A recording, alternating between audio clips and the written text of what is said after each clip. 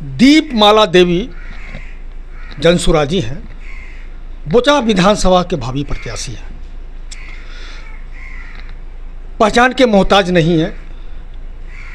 कई वर्षों से समाज के बीच में हर सुख दुख में बराबर सहयोग की है।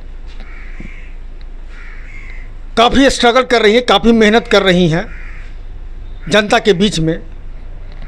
आइए इनसे बात करेंगे और जानना चाहेंगे कि बोचाहा विधानसभा की वस्तु स्थिति क्या है। जितने भी यहाँ आए हैं, विधायक बन के आए हैं, क्या बोचाहा के जनता के साथ कितना विकास का काम किए हैं। हम सभी आप जानते हैं कि जब से प्रशांत जी बिहार 2025 विधानसभा चुनाव में कदम रखे हैं, अच्छे अच्छे पार्टियों की स्थिति बदलने वाली है। और यूँ कहा जाए कि प्रशांत जी के आने से बिहार में एक बदलाव की नीति आई है। लोग बदलाव चाहते हैं। वर्तमान सरकार से लोग त्रस्त हैं। आइए इनसे बात करेंगे और बोचाहा के बारे में जानना चाहेंगे कि क्या स्थिति है बोचाहा की। आइए बात करते हैं। पूरा परिचय दीजिए मैडम आप अपना। मैं पूर्व जिला पार्षद मनोज पासवान जी की पत्नी दीपमाला देवी। मैं इस बार प्रशांत किशोर जी के तरफ से चुनाव लड़ूंगी। सबसे पहले तो मैं अपने बोचाहा के जितने मतदाताओं हैं मैं सभी को प्रणाम करती हूँ। मैं 2.5 साल से जनसुराज पार्टी में आए और उनके लिए मेहनत किए। घर गांव में जाते हैं तो यही सुनने को मिलती हैं जो पहले के प्रत्याशी जीत के गए और जीतने के बाद हम लोग को मुंह भी नहीं दिखाएं। हम लोग गरीब हैं तो जिस समय वोट लेना रहता है तो माँ चाची दीदी भैया कर वोट ले लेते हैं और जीतने के बाद हम लोग के इधर पलट के भी नहीं देखते हैं। तो जो पीछे वाले किए तो हम लोग भी जा रहे हैं तो वही सुनने को मिल रहा है, जो आप पर कैसे विश्वास करें। और विश्वास ही सबसे बड़ी जीत है। तो हम लोग मेहनत किए और मेहनत रंग लाती है। अभी हम जनसुराज से हैं। प्रशांत किशोर जी के विचारधारा को हर पब्लिक समझ रहे हैं और उनका जो कहना है, जो रोजी रोजगार की व्यवस्था और अपने बिहार में प्लान ख़त्म होना चाहिए। यहाँ का बेटा किन्हीं का पति बाहर नहीं जाएंगे, यहीं पे रह के उनका रोजी रोजगार मिलेगी और वो ये करके दिखाएंगे। सबसे पहली बात है हमें घर पे डिलीवरी करने पर 1200 में मिलती है। आप ही बताइए, पैसा वाला आदमी 1200 में मंगा करके अच्छा दारू पीते हैं और गरीब आदमी वो झमरुआ जो आजकल गांव देहात में बनी है वो पीते हैं। तो वो पीने से लेडीज लोग बिहार में रहेगी और नवयुवक लोग वो पी के मरेंगे। तो अकेले लेडीज बिहार में जी के क्या करेगी, आप ही बताइए।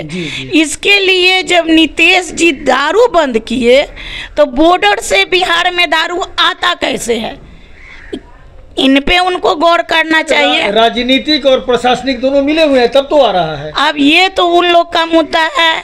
और दूसरी नंबर बात, वो जब दारू बंद किए तो यहाँ आता कैसे है। यहाँ से 20,000 करोड़ जो दारू अपना खुला था, तो 20,000 करोड़ जो यहाँ की आबादी माने थे तो किचन का सामान में कितना सस्ता था। 2014 में कड़वा तेल था कैसे 55-56 रुपये, चावल 30 से 35 रुपये थी। तो यही हुआ, यहाँ से दारू बंद हुई और हम लेडीज लोग को किचन में महंगाई बढ़ गई। एक समय था जिस समय स्मार्ट मीटर लग रहा था तो हम लोग सुने थे न्यूज में, नीतीश जी बता रहे थे कि जे बिजली कहीं फ्री मिलता है। तो जब आप उस समय बिजली फ्री हम लोग को नहीं किए तो आज क्या है जो ये 125 यूनिट आप बिजली फ्री जो किए तो ये भी तो बिहार को भुगतना पड़ेगा। ये भी तो हम ही लोग को भुगतना पड़ेगा। तो आज आप जीतने के लिए बिजली फ्री कर दिए, फ्री अनाज कर दिए। तो अनाज फ्री करने से क्या बिहार के विकास होगी? 4 किलो अनाज पे आज जनता का बाल बच्चा पढ़ लिख पाएंगे, अच्छा रोजी रोजगार मिल पाएगा। बिहार के लोग मजदूर बन के रह गए। नीतीश जी यही काम किए और यही करेंगे भी।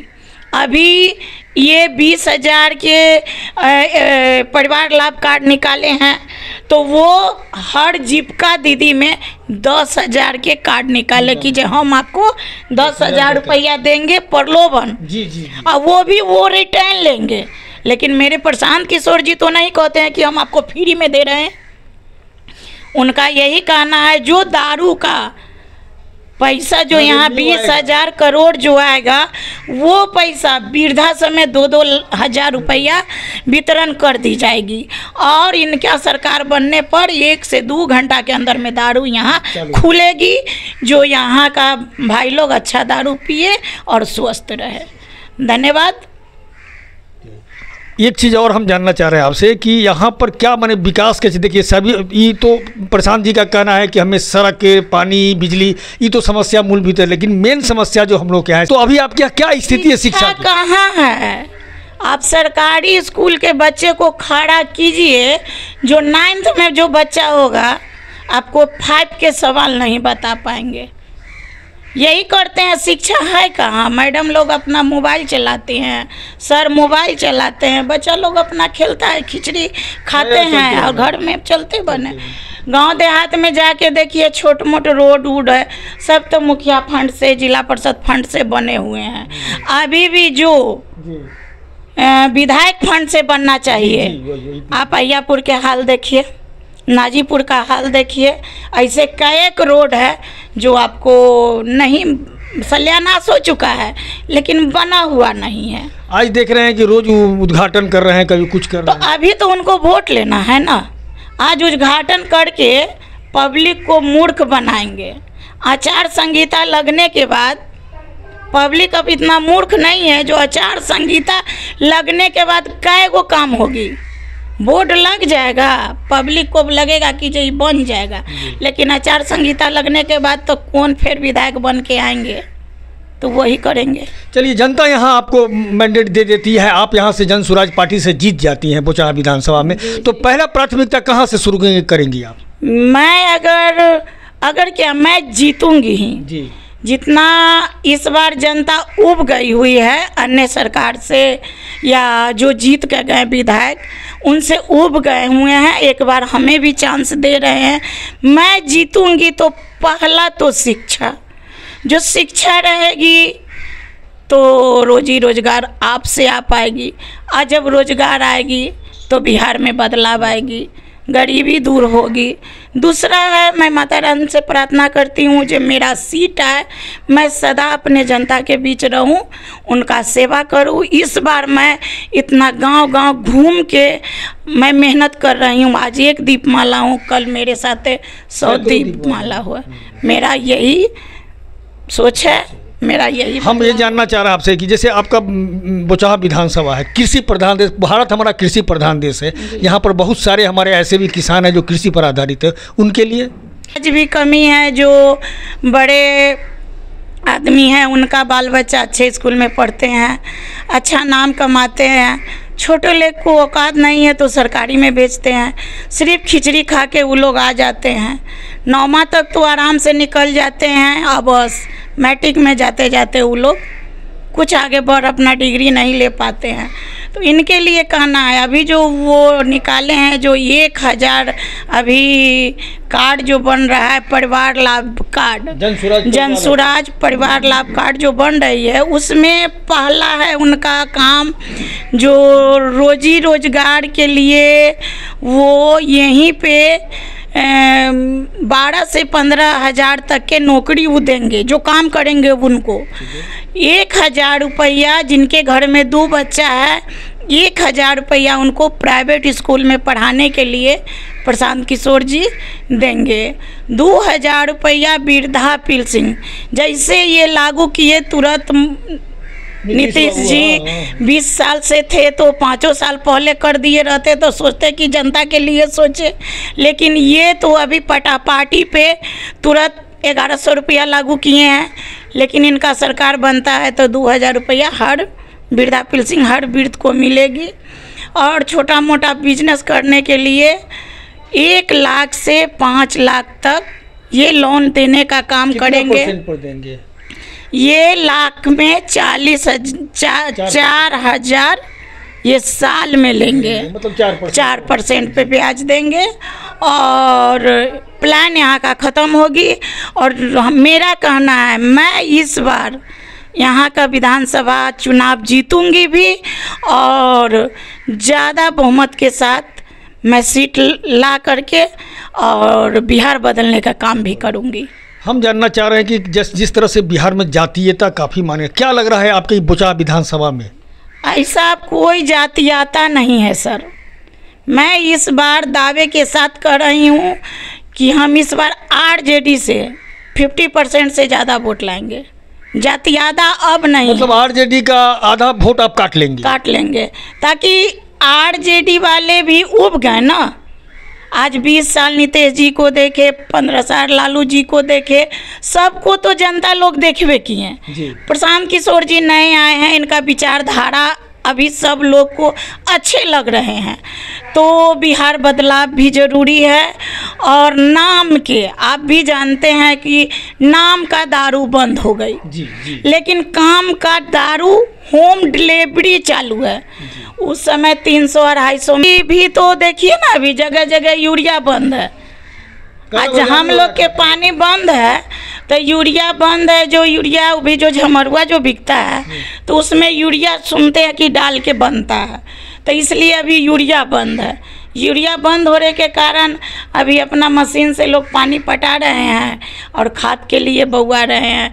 सिर्फ गेहूँ धान, गेहूँ भी कम होती है यहाँ, मकई होती है, धान होती है, दाल दलियन का तो बातें ख़त्म हो यहाँ देखिए रहे हैं। यहाँ से कृषि का भी मानिए ना तो हम कहते हैं कि जो 25% कृषि भी यहाँ है, बाकी सारा आबादी कृषि का भी ख़त्म है। मैंने कालाबाजारी हो रहा है, जो भी हो रहा है। अब ये देखिए ना, जो अभी यूरिया नहीं मिलेगी तो धान कैसे निकलेगी? वो तो सुखाव आएगी, धान सूखेगी तो फिर चावल पर महंगाई आएगी, तो कालाबाजारी चालू है। आप यहाँ से खड़ी हैं जनसुराज पार्टी से, भावी विधायक हैं, तो यहाँ के बोचहा के जनता को क्या कहना चाहेंगे? मैं अपने बोचहा के सभी मतदाताओं से प्रार्थना और विनती करती हूँ कि एक बार मुझे चांस दे और अपना आशीर्वाद देकर मुझे विधायक बनाए और सदा आप अपने सेवा का मौका दे।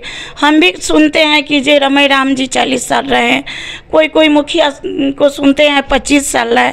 हमें भी बहुत अरमान है, श्रद्धा है जे हम भी जीत के आप लोग के बीच सदा आपका सेवा करें और 20 साल 30 साल विधायक के पद पे ही रहे और आप लोग को सेवा करें।